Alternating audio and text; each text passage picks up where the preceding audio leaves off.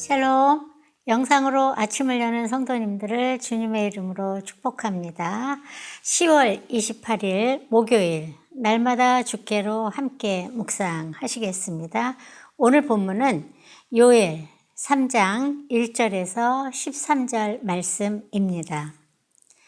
요엘서는 주의 날이 임박하다는 가르침이 있는 내용입니다. 오늘 본문의 내용은 하나님께서 비록 이스라엘을 징계하시기 위해 이방 나라들을 사용하셨지만 최후 심판의 때에는 그 이방 나라들과 이스라엘을 둘러싼 열방들을 심판하실 것이라고 말씀하십니다.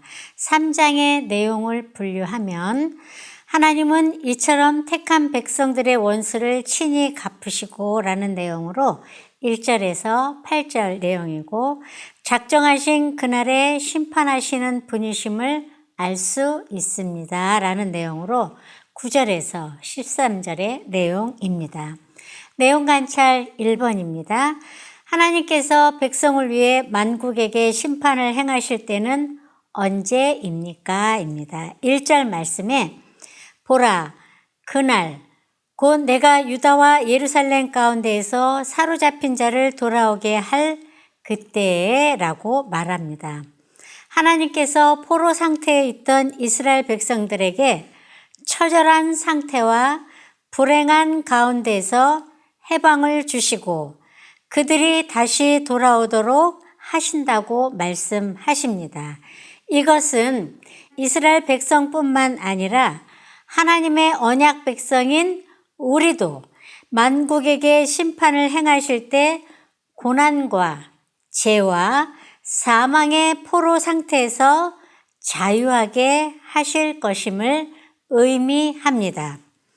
내용 관찰 2번입니다. 만국이 하나님 앞에서 심판을 당할 수밖에 없는 악행은 무엇입니까? 입니다. 2절에서 6절 내용입니다.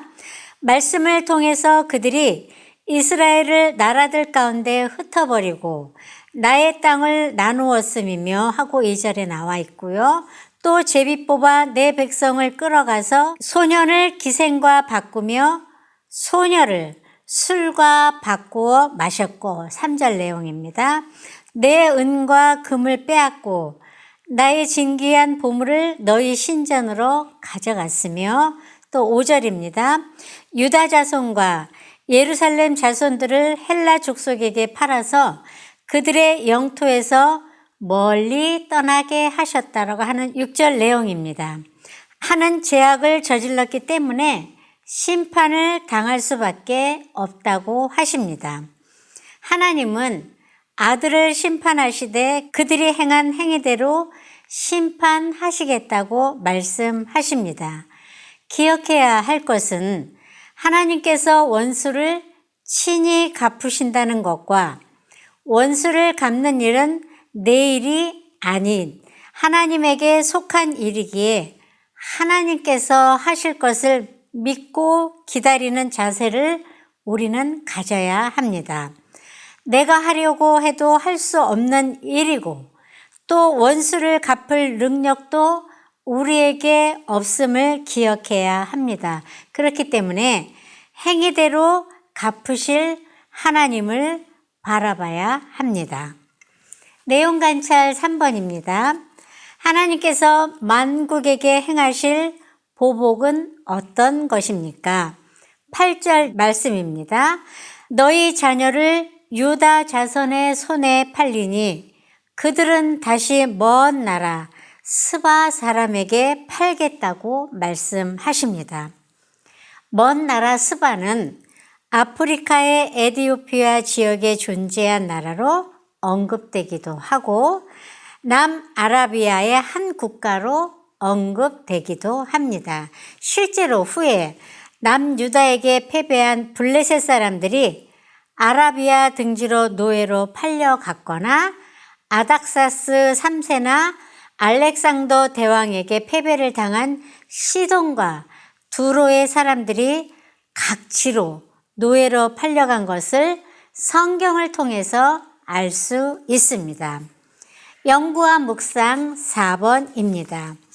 하나님의 백성에게 징계를 내리시는 하나님께서 징계의 도구로 사용하셨던 나라들에게 보복을 행하시는 이유에 대해 묵상해 봅시다 라는 내용입니다. 하나님의 백성의 죄악으로 인해 하나님께서는 다른 이방 나라들을 이스라엘의 징계를 위한 도구로 사용하셨습니다. 그렇게 이스라엘은 그들을 통해 고통을 당하게 되었습니다. 하나님은 다른 나라들이 깨끗해서 도구로 사용하신 것이 아닙니다.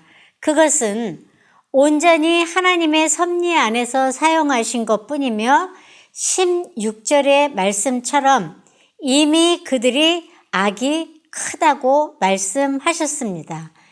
보복과 함께 그들은 자신들의 죄로 인하여 심판을 당할 수밖에 없는 상황이었음을 알 수 있는 것입니다.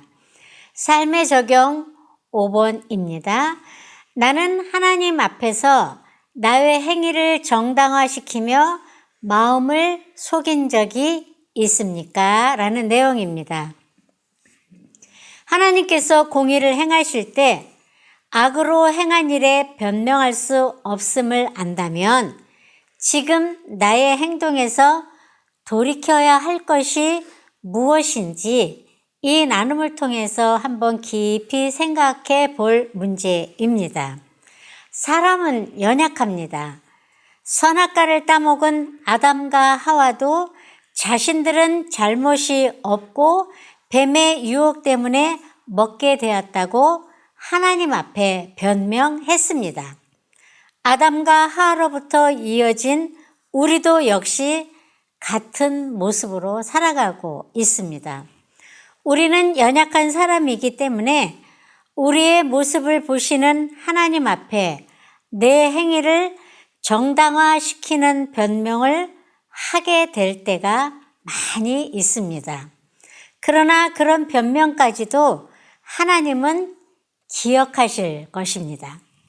우리는 변명이 아닌 회개의 기도가 있어야 할 것입니다.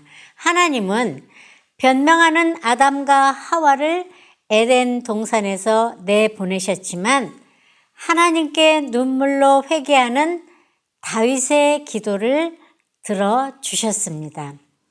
우리의 입술에서 이제부터는 변명이 아닌 회개가 나오고 그로 인해 죄를 미워하시는 하나님, 심판하시는 하나님, 또한 하나님 앞에 변명한 아담과 하와를 불쌍히 여기시고 옷을 입혀주시고 보호해 주시는 그 하나님을 깨닫고 기억하며 살아가는 우리 귀한 성도님들이 되시기를 주님의 이름으로 소망하며 기도합니다. 아멘.